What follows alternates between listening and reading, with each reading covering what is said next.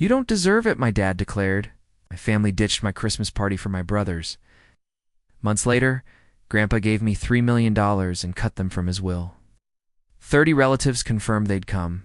Not a single person showed up. All went to my brother's gathering instead. Ow! So Grandpa gave me $3 million? Now they're asking for help. Ow! I'm raising their rent. Hello, everyone. My name is Asher. I'm 28 years old and lead the sales department at a major real estate firm in Austin. From the outside, you might think I have it all. A stable, six-figure income. A luxurious apartment overlooking the Colorado River and the youth to enjoy it. But behind that facade of success, I live alone on the 15th floor of an East Austin apartment I bought just months ago to escape my dysfunctional family and a host of self-centered cousins. Is it harsh to call my family toxic? Once you hear my full story, you'll understand why I had to make such a difficult choice. At the time, it felt like the peak of my career. After working tirelessly for the company, I was finally promoted to head of sales, a position I'd long coveted. I received the official notice from the board. I was overwhelmed with emotion. My new salary had pushed me into the six-figure bracket, opening up endless opportunities for growth.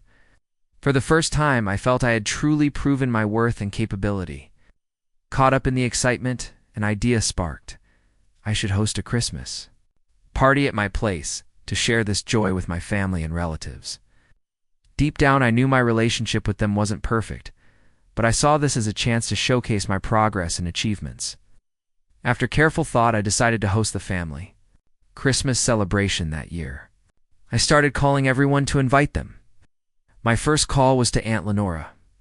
My voice was eager as I invited her to the party at my house. As soon as she confirmed she'd be there, I immediately called Uncle Vernon and my cousins. Interestingly, I never mentioned the promotion. I wanted it to be a surprise, something that would add to the evening's warmth and unity. Everyone's responses pleasantly surprised me. They all sounded happy and eager to attend, and Irene offered to bring her famous cheesecake. Uncle Milton said he'd be there with his family, including his 3 young children, even some distant relatives I'd lost touch with confirmed their attendance. After my last call, I sat down to count the confirmed guests. Nearly 30 people said they were coming. That number far exceeded my expectations. At the time, I felt like a kid counting down to his birthday. After inviting my relatives, I called my parents and my older brother Dorian. I spent a long time wondering if I should even bother. Dorian was their pride and joy, the golden child of our family. As I stared at my guest list, I paused at the last 3 names: Dad, Mom, and Dorian. Knew leaving them out would be a major offense. They'd accuse me of disrespecting the family. In the end, I decided to invite them. I called Dad first. When I announced the party, he asked in his usual dry tone, "Why aren't you having it at your parents' house?" So I called Mom. Her reaction wasn't much better. She replied vaguely, "I don't know yet. If I have time, I might stop by." The final call went to Dorian. After hearing the invitation, he skeptically inquired, "You're hosting it at your place? Do you even have enough space or enough stuff to keep everyone entertained?" After those calls, I felt anxious and uneasy. Their cold responses brought back a flood of terrible childhood memories. Dorian is 2 years older than me. Our parents had openly favored him since we were kids. It was evident in every small detail of daily life. He always received new things while I had to use his hand-me-downs, books, school supplies, even his old bike, laptop, and later, his clothes. I still remember our birthday parties. Every year, Dorian's birthday was a huge event. Our parents would invite all his friends, order a special cake from a famous bakery, and give him expensive gifts from the latest game consoles to high-end sports equipment. In contrast, my birthdays were simple family dinners with no decorations. No friends, just a store-bought cake and a few small gifts. When I asked why my birthdays weren't like Dorian's, Mom always replied, "You don't have as many friends as Dorian. Besides, you're not into noisy crowds." The favoritism became even more obvious at school. I worked hard and consistently earned straight A's, while Dorian had only average grades. Instead of praising me, our parents would excuse him, saying, "Dorian is too busy with extracurricular activities to study." Every time Dorian brought home a bad report card, they found a way to rationalize it. But when I received a B in chemistry, they demanded to know why I hadn't tried harder. That unequal treatment was deeply ingrained in me from an early age. Dorian had a knack for words. He always knew what to say to make people happy, especially mom, dad, and our relatives.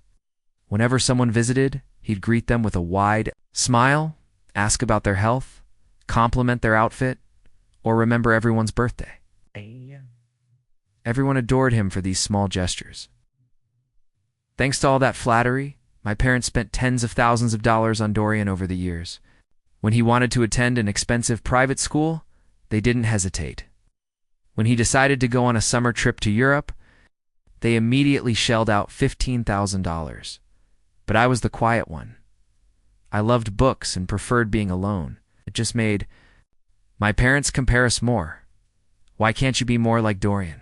You know how to talk to people like he does. I asked them to pay for a $3,000 summer coding course, but they refused. Why bother with coding? You should focus on your regular schoolwork. Sitting there in silence after those phone calls, I couldn't help but wonder if inviting them had been a mistake. But then I thought, perhaps this was my chance to prove something too. Show them that I too could be successful, and that I wasn't the failure they'd always seen me as. And so, I prepared the most memorable celebration to show how far I had come. Even though I had invited everyone else, there was one name on my list I hadn't called: my grandfather. David, when I saw his name, I decided I wouldn't contact him like the others. The next day after work, I drove from Austin to Rollingwood, a small, nearby neighborhood. I brought a bottle of excellent Kentucky bourbon, which I knew he enjoyed. It was more than just a gift. It was my way of showing love and gratitude. As soon as I arrived at his warm wooden house, I saw him sitting on the porch. Even at 80, my grandfather was physically and mentally sharp. He still took care of himself and never needed help from anyone in the family. Grace, our family's longtime housekeeper, was often by his side these days. Grace wasn't just helpful. She was also his friend. She handled the heavier tasks like cleaning and shopping, and occasionally kept him company on quiet evenings. Right. He saw me. His eyes lit up with the warm smile I had missed. He hugged me fiercely, as if we hadn't seen each other in months, even though I had just visited him recently. A little later, we sat on the porch where Dad usually reads the morning paper. When I told him I'd been promoted to head of sales, his face beamed with delight. He then gently placed his hand on my head and rubbed it, a gesture he'd made since I was a child. With an emotional and heartfelt voice, he said, "Asher, I'm truly proud of you. I always knew you'd do great things." After that, I invited him to my holiday party. As soon as I told him, he smiled and said he'd be there without hesitation or questions, just pure support. Before I left, he paused by my car window and said, "I'll be there, and I'm bringing a special gift for you." At that moment, I felt a warmth spread through my chest. Whatever else happened, I knew I had at least one person who truly loved and believed in me. The week I spent planning that Christmas celebration demanded more effort and passion than I had ever put into a family event. I wanted everything to be perfect, from the smallest details to the overall ambiance. First, I placed an order with a high-end restaurant specializing in traditional Christmas dishes. The meal featured golden roasted turkey with crispy skin, aromatic stuffing with rosemary and sausage, creamy mashed potatoes with butter and cream, and a fresh Caesar salad with shaved Parmesan and crunchy croutons. For dessert, I served a classic pumpkin pie and a towering multi-layered chocolate cake topped with glossy dark ganache. But I didn't stop there. I hired a professional decorating team to transform my house into a beautiful Christmas wonderland. They draped warm-colored LED lights throughout the living area to create a cozy, romantic atmosphere. The centerpiece was an 8-foot Christmas tree in the corner, adorned with sparkling silver and gold ornaments and exquisite red velvet ribbons. Twinkling string lights curled around the window frames, casting a lovely star-like glow. Additionally, I set aside a separate budget to buy Xbox games, fully equipped Barbie sets, intricate and fun Lego kits, and a few cuddly teddy bears for the family's children. When I tallied everything up, the total approached $3,000, which made me pause for a moment. However, I saw it as a worthwhile investment in creating a wonderful experience for my family. I wanted them to know that I had matured, that I was financially stable, and that I had learned how to care for those I loved. The night before the party, I stood in the living room, taking in all I had prepared. At the time, my heart hoped this would be a memorable Christmas party. I had no idea the real storm was brewing for the next day. On the day of the Christmas party, I double-checked every detail from how the food was arranged to adjusting the lighting, ensuring everything felt just right. Everything was perfect and ready for the guests. The party was scheduled to start at 5 p.m. by 4:30. I had finished the final touches and was waiting. No one had arrived by the agreed-upon time of 5 o'clock. The food was beautifully presented. The house was filled with Christmas warmth, but it was completely silent. A sense of worry began to creep into my mind, but I tried to stay calm.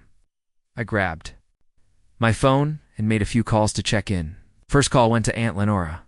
She answered after 3 rings and said in a panicked voice, "I'm on my way, just stuck in traffic." Then she hung up. Next, I reached Uncle Vernon. Quickly apologized and added, "Asher, I'll be there in about 15 minutes. I just finished some work." My last call was to my mother. I asked why no one had arrived yet. She casually said, "We're on our way. It's still early. Don't worry. They all said they were coming." So I breathed a small sigh of relief and decided to wait a little longer. By 5:30, not a single person had arrived. That's when I started to feel real anxiety. I called back by one, but this time something strange happened. Nobody picked up. That growing sense of worry turned into a cold wave inside me. Something was definitely wrong. A few moments later, my phone rang, startling me. I looked down and saw my grandfather's name on the screen. He answered immediately. Before I could say much, he asked in a puzzled tone, "Asher, the party has already started. Why aren't you here?" The question hit me like lightning. I froze, utterly confused. I quickly replied, "What do you mean, Grandpa? I'm still at home, waiting for everyone." After a brief pause, he spoke again, this time sounding shocked. "Didn't you ask your mom to notify everyone that the party would be held at Dorian's place?" Hearing that, I shot back, astonished and completely taken aback. "Are you serious? I never said that. I never asked her to do that." There was a delay on the other end before he said, "I see now. Everything makes sense." After he hung up, the entire picture began to form in my mind, and a torrent of rage and sadness surged within me. My phone suddenly buzzed with a notification as I was trying to process what had just happened during the discussion with my grandfather.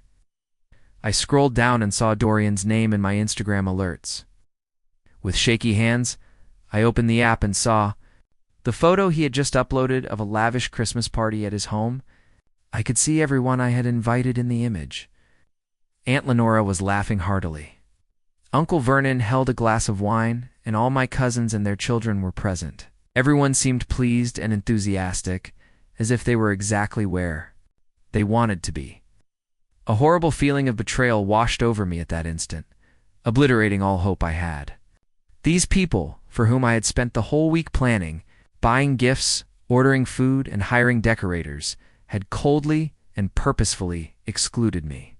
Still reeling from what I had witnessed, I called my mother, my rage boiling inside. She answered. I stated plainly and firmly, "Why did you lie to Grandpa and tell him I moved the party to Dorian's house?" She responded in a cool, almost chilly tone, "What are you talking about? I never told him anything." I could feel the denial cutting deep, but I persevered. "Fine then. Why was the party at Dorian's place, and no one thought to tell me?" That's when she uttered something that felt like a knife in the chest. "You should. Ask Dorian that. Maybe ask yourself what you did so he wouldn't invite you." With that, she hung up. Stunned and enraged, I immediately called Uncle Vernon, wanting to hear the truth. When he picked up, I asked, "Why did you lie to me?" He feigned ignorance. "Lie to you about what?" I didn't hold back. "You're at Dorian's party, so why did you tell me you were on your way to my place?" There was a pause. The frightened stammer, he blurted, How do you know?" I remained silent. I didn't know what to say to such a pathetic confession. After a few seconds, as if trying to defend his betrayal, he added something that hit harder than I had anticipated. Look, you have to understand. Dorian's party was more important. He's working on a big investment deal, set to bring in 200% returns. Those statements aggravated an already painful situation. Before I could react, he kept going, his tone turning fractious. If you want the family to respect and prioritize you, you need to be more like Dorian. Think about what's good for the family. Then he hung up, leaving me in deafening silence, hearing such statements directly from Uncle Vernon's mouth. I finally grasped the unpleasant truth about my family. For them, the only thing that mattered was what you could provide.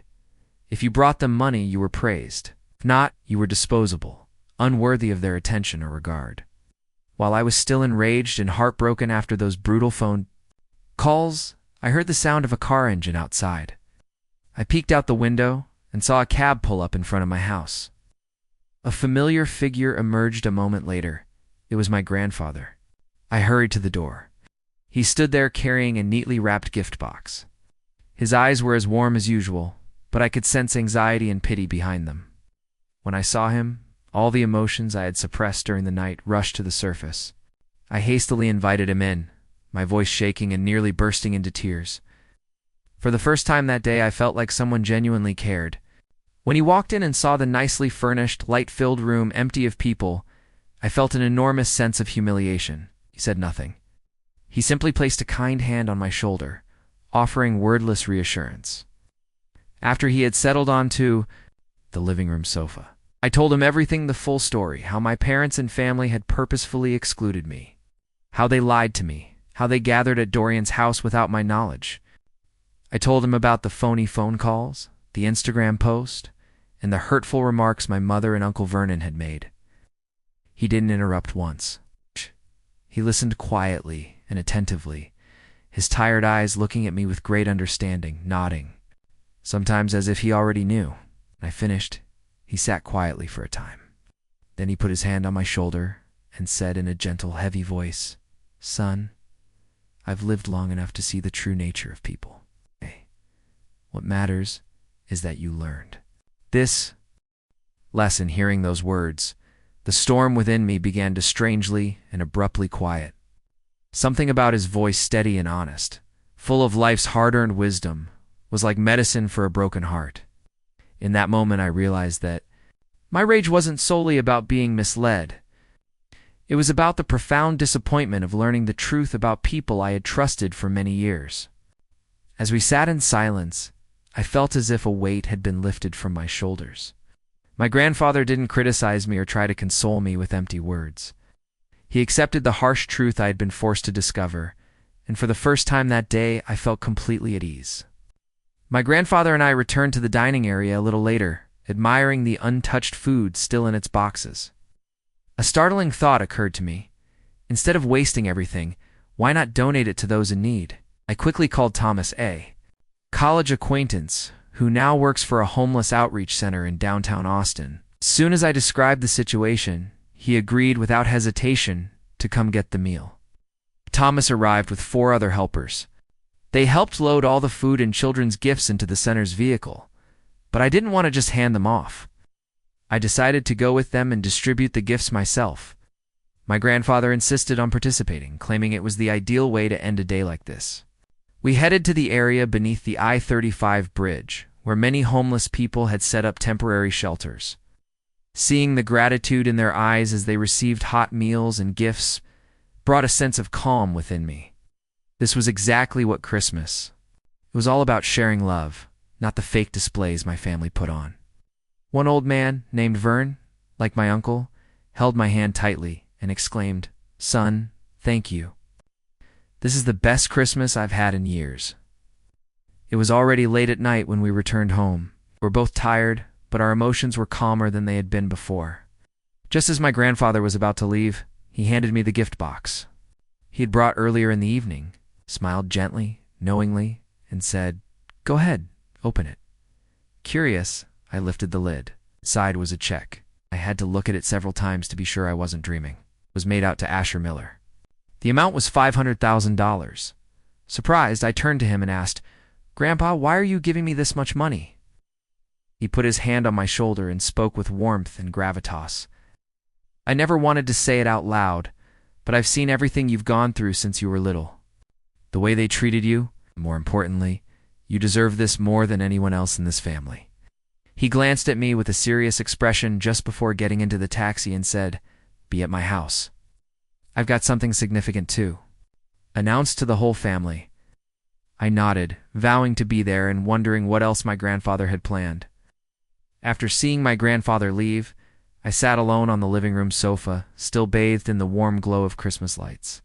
The $500,000 check was in my hands, and I stared at the figures as if they could explain why he had given me something so important. In the silence, my mind drifted to all my memories with him. He stood by me when the rest of the world seemed to turn away. I vividly recall when I was a child, and my parents chose to send Dorian on a summer trip to Hawaii, leaving me behind on the grounds that Dorian deserved it more because he was better. While Dorian proudly displayed pictures from Waikiki Beach, Grandpa secretly took me to Disneyland and spent a whole week ensuring my memories were just as memorable, if not more so than my brother's. Or when I discovered my passion for coding. When I asked my parents if I could take a programming course, they immediately said no. The very next week, Grandpa showed up at my home with a new laptop and paid for the entire course. I will never forget what he said to me. Don't let anyone stand in the way of your dreams. Weekend visits to his place were always special. We'd sit on the porch and he'd teach me the deeper truths of life, like how to understand people and stand up for what I believe in. He always pushed me to keep going. His words still echo in my ears. "Asher, I believe you're meant to do great things. Don't let anyone make you step back." Now, sitting there in the lovely golden light, my heart is full of appreciation. My family may have betrayed me in the cruelest way possible, but he was the only person who truly saw, believed in, and loved me completely. And in that instant, I realized I wasn't alone in this world. Following the Christmas dinner, my family maintained an unsettling silence for several days. None of them reached out. No phone calls, no texts, no apologies. It was as if nothing had happened, as if their treachery and humiliation of me were merely a minor inconvenience. I drove to my grandfather's place that morning and arrived exactly as he requested. To my surprise, numerous cars were already parked outside. Grandpa had called a family gathering just as I had suspected. When I walked inside, the entire family had already assembled. Dorian sat on the sofa, an annoyed expression on his face. My parents sat close together, clearly apprehensive. Aunts, uncles, and cousins were all present, looking around in confusion, unsure what was about to happen. Someone else was in the room, a man in his mid-50s, dressed in a crisp black suit, standing next to Grandpa. Large briefcase sat at his feet. He seemed serious and professional. When I stepped in, Grandpa said, "This is James, my attorney. Today, I have something important to share with the family." Attorney James nodded respectfully, opened his case, and took out a hefty folder. In the corner of the room, I noticed a video camera set up and recording. After everyone had taken their seats, Grandpa stood and gazed around the room with a stern expression I had never seen before. Then, in a calm, authoritative voice, he stated, "Today I've gathered everyone to discuss the distribution of my estate." The room fell into an uncomfortable silence. A few seconds later, he continued, "Starting today, the 200-acre farm will be transferred to Azure. My 15,000 shares at Heritage First National Bank will also go to Azure. The main house and the rest of my assets will be passed on to Asher after I'm gone." As soon as he finished, Attorney James took notes and meticulously documented everything while the camera captured every word. My grandfather's estate totaled approximately $3 million, which included the farm, this property, stock investments, and liquid assets. The moment the announcement sank in, the room exploded. Uncle Vernon, my father's younger brother, stood up and snapped, "This isn't fair, Dad." Aunt Celeste, my father's sister, angrily jumped up. "How can you be so biased? We are your children, too." Her son, Jasper, said sadly, "Grandpa, this is messed up." Dorian jumped up from the couch, his face flushed with rage. "This can't be real. I'm your grandson, too." Even my father couldn't hold back. He screamed, "This is ridiculous." Why does Asher get everything and the rest of us get nothing? Mother looked at me with anger in her eyes and exclaimed, Asher has done nothing for this family. Amidst the uproar, Grandpa quietly raised his hand, signaling everyone to be silent. Then he remarked, his voice firm and determined, originally, I planned to divide everything equally among the three families. But after seeing how all of you praised Dorian and turned your backs on Asher, I changed my mind. My father exploded. Again, it was just a party. That's not a good enough reason. Aunt Celeste, Uncle Vernon, and a few cousins agreed, calling the judgment unfair. Grandpa gave a wry smile and added, Didn't Dorian promise you all a 200% return on some big investment? They'll all be rich soon. Asher has none of that. At that point, Dorian's rage turned to desperation. Grandpa, please cancel the will. Please. Give me the money. I'll invest it and triple your return. Grandpa laughed loudly and stated forcefully, I'm not. Stupid kid! Then he turned to Attorney James and stated, Everything has been clarified. I have nothing further to say. James agreed and verified that everything, including the will, transfers, and legal papers, would be completed within 1 week. The entire family stood up and stormed out in a rage. Nobody accepted Grandpa's decision. Before leaving, my parents, Aunt Celeste, and Uncle Vernon issued one final threat. If that's how you want to treat us, then don't expect any of us to be around when you need help. Without hesitation, Grandpa said, I still have $1 million. In personal funds, it's more than enough to pay for private care and medical services. I won't need anything from any of you. And then they all left in terrible silence, leaving only Grandpa and me in a lonely house. The home fell silent as the door closed, and the last car engine faded into the distance. Grandpa and I sat across from each other in the living room. I sat quietly, trying to understand what had just transpired. I now owned a $3 million estate, a 200-acre farm, and bank shares. It was a life-changing moment I could never have predicted. I finally broke the silence. Grandpa, I don't know what to say. Thank you. Thank you so much. Then I posed the question that had been on my mind all morning. Can I ask you something? What was the real reason you decided to leave everything to me? I know it wasn't just because of the Christmas party. He gave me a gentle grin, his eyes warm and filled with care. He didn't launch into a lengthy explanation, listing the years of events he'd witnessed or the numerous instances I assumed had gone unnoticed. He simply said, because you deserve it. That small response encapsulated everything, all the love, trust, and pride he'd shown me over the years. My life quickly became chaotic in the days after the will reading as my family arrived one by one, each with a desperate plea. Aunt Celeste was the first to appear on my doorstep. When I opened the door, she stood there with red, watery eyes and said pleadingly, Asher, I need your help. I need $25,000 for my husband's heart surgery. It's urgent. He needs it to survive. Uncle Vernon stopped by next. Sitting in my living room, he gave me a serious look and said, Asher, I'm hoping you can help with $10,000 for Caleb's next college semester. Then came the cousins, one by one. Someone needed money to repair a leaking roof, another reported. Their car had broken down, and they needed help buying a new one. Its story seemed to address a genuine and immediate need. But the most unexpected thing wasn't their sudden interest in me. My parents' attitude had completely shifted. My mother started contacting me every day, asking how I was doing, checking on my health, and speaking to me in a kind, gentle tone. I had never heard from her before. My father kept inviting me over for dinner, saying things like, we're still family. We need to reconnect. Put all these misunderstandings behind us. But beneath every word I could sense the true motive. Slow, careful attempt to persuade me to share the inheritance, or better yet, return it entirely. I held firm on each request. I declined calmly, clearly, and without hesitation, because after all I had finally learned to say no to those who had harmed me. I couldn't tolerate the frequent interference from my relatives anymore. So I made a firm decision. I sold my house and moved to a location where no one could find me. I sold my previous home for $380,000 with that money, along with what Grandpa had given me.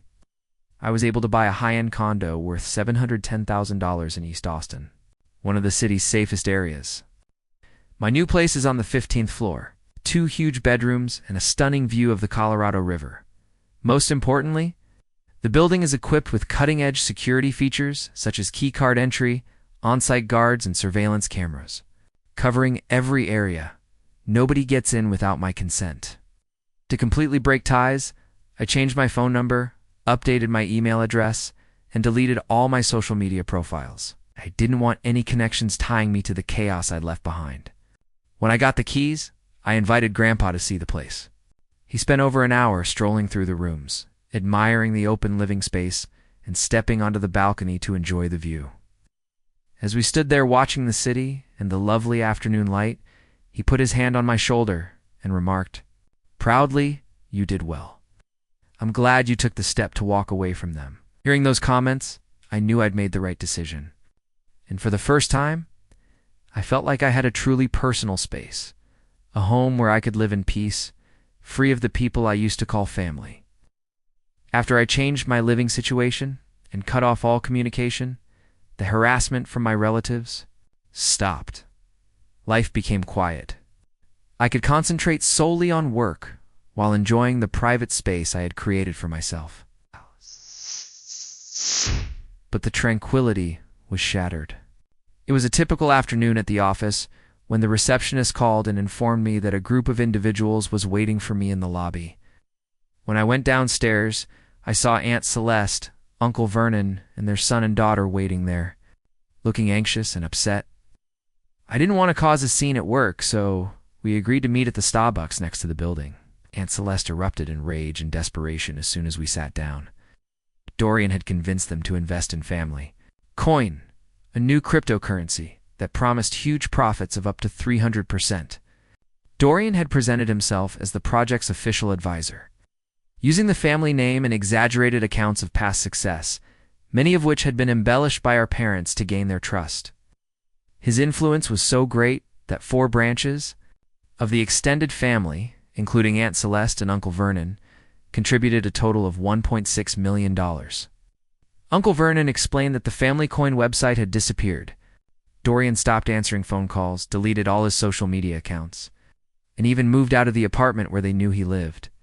What surprised me the most wasn't the scam, but their demand. Instead of contacting Dorian or going to the police, they came to me and demanded that I reimburse the money on his behalf, arguing you're Dorian's brother. That makes you responsible for what he did. Hearing it, I was caught between outrage and disbelief at their foolishness. I stood up, paid for my coffee, and addressed them with a cold, calm voice. Let me be clear. If you come to me again about this, I'll take you to court. I have nothing to do with what Dorian did. They immediately changed tactics. Uncle Vernon chimed in. Didn't Grandpa give you over $3 million? You should be splitting that up. Aunt Celeste jumped in. Please, Asher. We're about to lose our house to the bank. They kept pushing, trying to guilt me, beg, and argue, but nothing worked. I turned around and walked directly out of Starbucks, not looking back. At that point, I realized cutting ties with the family was the right decision. 2 days after our coffee shop meeting, my phone rang with an unexpected number. When I answered, I recognized the voice I had been trying to avoid for months. Asher, it's your mother, she explained. Her voice seemed more tired and agitated than usual. She got right to the point without pleasantries or small talk. I need you to help with $300,000 to cover the mortgage. The bank is about to seize the house. When I pressed for details, she grudgingly revealed the awful truth. She and my father had taken out a $300,000 mortgage on their home and given Dorian the entire amount to invest in the family coin business. They were on the verge of losing their home with no way to repay it. After hearing everything, I let out a chilly laugh and answered, I'll make you an offer. I'm willing to buy the house for $500,000. If you agree, sell it to me, but I'm not going to give you $300,000 to bail you out, my mother retorted, you ungrateful brat. I gave birth to you. I remained calm and said, that's true, but that doesn't mean I'm responsible for cleaning up your mistakes. I drove to Grandpa's place to inform him of the nighttime call. He listened without surprise and then said, something that clarified everything for me. The rest of the family had also approached him, attempting to persuade him to change the will and get them out of their financial predicament. But Grandpa had held his ground. He assured them that he would not change a word. When they refused to leave, he calmly called the police and had them removed. The phone rang again, the same number my parents had used. My father's voice was more controlled this time, as if he had considered my suggestion. I picked up. He spoke in a calm, practiced tone. "Asher, your mother and I agreed to sell the house to you for $500,000, just like you said." But almost. Immediately, he added a condition. "However, we want to keep living in the house. We've been here for years. We can't just leave." I couldn't help but be amused by how calculated everything was. They wanted the money to pay off the bank while also keeping the house, making the agreement entirely beneficial to them. After a brief delay, I spoke gently. "My current offer is $450,000. You want to stay? Fine. $3,000 a month in rent." That number hit a nerve. My father lost his composure and exclaimed, "You said 500 last week. Why are you changing it now?" I let out a tiny chuckle and said with quiet assurance, "This is business, Dad. You missed your chance last week. And let me be clear. If you call me a third time about this, the offer drops to $400 flat." He hung up right away, most likely out of anger. I sat back, knowing the next call would come. 10 minutes later, my phone rang again. This time, his voice was different, quieter, and less confident. In a plaintive tone, he continued, "Asher, your mother and I want to renegotiate for $170,000. Would you take it?" Then he added, "We'll move out once the paperwork is done. We can't afford $3,000 in rent." That offer explained everything I needed to know. I was getting the house for a reasonable price, and I wouldn't have to deal with them living there or causing problems. Without hesitation, I responded, "Deal, I accept." And just like that, after years of mistreatment, I learned how to stand my ground, negotiate, and defend what was mine. The process of transferring the house from my parents to my name is still ongoing. My attorney is handling all the legal paperwork, and it's expected to be completed soon. My folks have already started packing and planning to move into a smaller apartment they can afford. As for Dorian, he is finally facing the consequences of his actions after losing all his money in the family coin scam. Aunt Celeste and Uncle Vernon reported him to the police. He was arrested and is now awaiting trial on financial fraud allegations. Ironically, they also approached me asking if I would buy their house to help them out of their dilemma. Needless to say, I declined. We came up with a significant plan for the 200-acre ranch that my grandfather gave me. We are leasing the land. And with the proceeds, Grandpa and I decided to start a scholarship fund for underprivileged youngsters. It's our way of doing something truly beneficial for the community. Even though my life has drastically changed, I still spend my weekends with Grandpa. Those peaceful afternoons on his porch, sipping coffee and talking about life, have become my favorite part of the week. He's still healthy, sharp, and most importantly, he agrees with every move I've made. Looking back on my journey, I don't regret any decisions. It was right to cut ties with my family, relocate, and resist their outrageous demands. For the first time, I feel valued and have complete control over my destiny. If I could give one piece of advice to everyone listening to this story, it would be this: don't let family ties blind you to reality. People who truly love you will never intentionally hurt or take advantage of your kindness. Your assets, including time, energy, and money, are the result of your hard work. Protect them from those who simply take without giving. Some may believe I was too harsh or selfish in how I treated my family, but what are your thoughts? Was I greedy? I really want to hear your comments. Leave a comment below the story. You enjoyed this tale, please subscribe, like, and share it. Also, please let me know where you are listening from. I'd love to know how far this story has traveled.